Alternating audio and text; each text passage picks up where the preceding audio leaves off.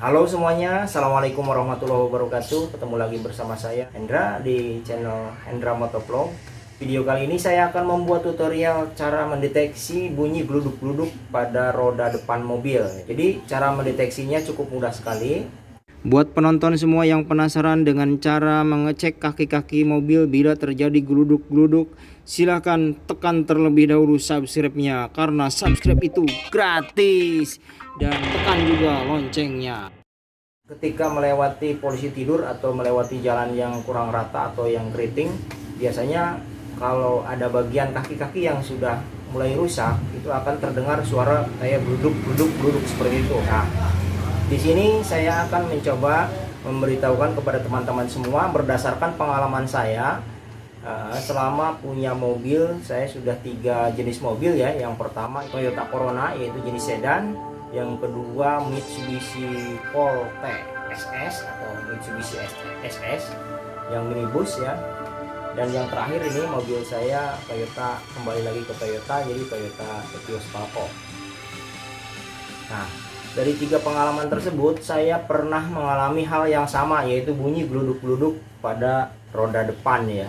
Untuk kerusakan semacam ini kita tidak bisa main tebak saja pada salah satu komponen, karena itu bisa jadi dari pertama dari karet support bisa, kemudian dari lahar roda bisa, kemudian dari wheel joint bisa, dari terot juga bisa, kemudian dari stabilizer juga bisa. Nah, ini terotnya sudah longgar ya.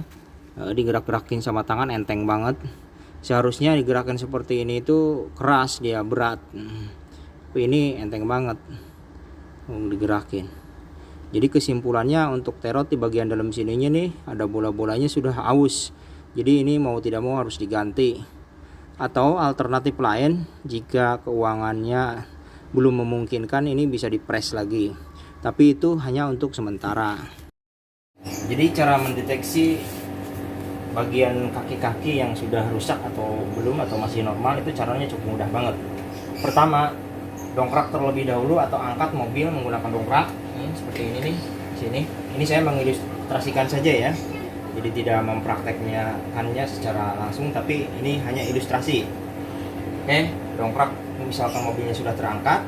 Nah, ini kan ban sudah terangkat, seolah-olah sudah terangkat. Nah, untuk ngecek terot, apakah tadi seperti tadi terotnya sudah koplak ya, udah ada, tapi itu masih bisa dikatakan kerusakannya baru sedikit ya, jadi belum parah. Tapi memang kalau setiap kendaraan seharusnya ketika mulai adanya kerusakan harus segera diatasi ya, diganti atau bisa kalau bisa diperbaiki, masih bisa diperbaiki.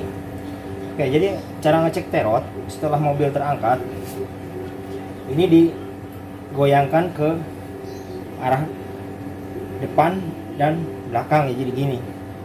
Nah, kalau di situ ada gerakan semacam dan ada bunyi tek tek tek tek, tek begitu, udah dipastikan terot itu rusak atau udah oblak, atau bisa dikatakan juga oglek, karena bagian komponen tadinya sudah aus. Kemudian untuk ball joint itu kan posisinya ada di bawah sini ya, yang mengikat bagian poros as roda ya. Jadi dia ada di bawah sini nih, seperti gambarnya seperti itu. Nah, cara ngeceknya,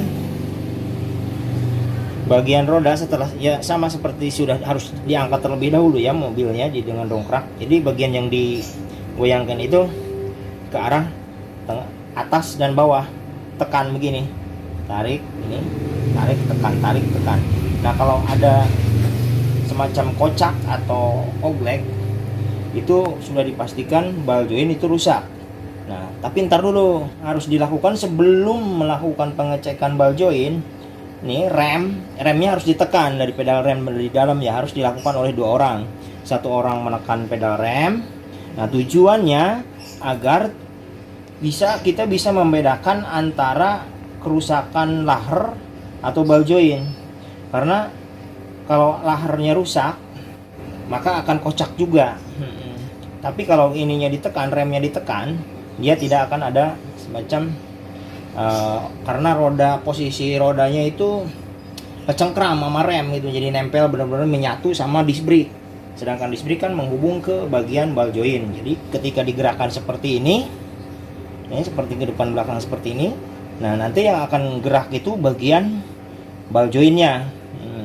Nah, lain halnya ketika teman-teman atau bapak-bapak semuanya pingin mengecek bagian lahar roda. Misalkan kalau bagian lahar roda cukup didongkrak dan langsung digerakkan begini aja, atau ke samping begini atau miring seperti ini nih, 45 derajat.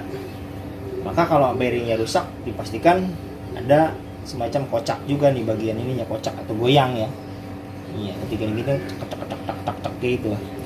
Iya, saya sudah ngalamin hal tersebut di mobil dulu, di mobil Colt 120 SS ya, mobil SS Mitsubishi. Itu kerusakan pernah rusak terjadi di bagian lahar dan terot serta ball joint ya, parah dulu. Oke, seperti itu aja mungkin tips dari saya, mudah-mudahan bisa bermanfaat buat semuanya. Terima kasih, jangan lupa subscribe yang belum. Assalamualaikum warahmatullahi wabarakatuh. Greng.